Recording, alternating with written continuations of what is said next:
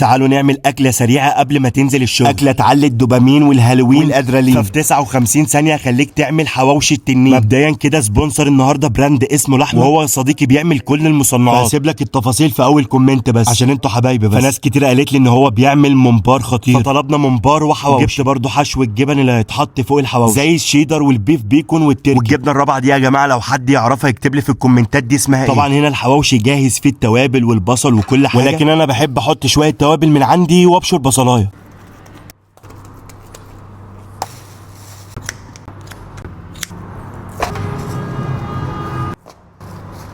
بعد ما بتفرك كويس جدا اللحمه من جوه الرغيف، نبدا بقى ان احنا نحط الحشو بتاعنا، تركي وجبنه وجبنه شيدر وبيف بيكون.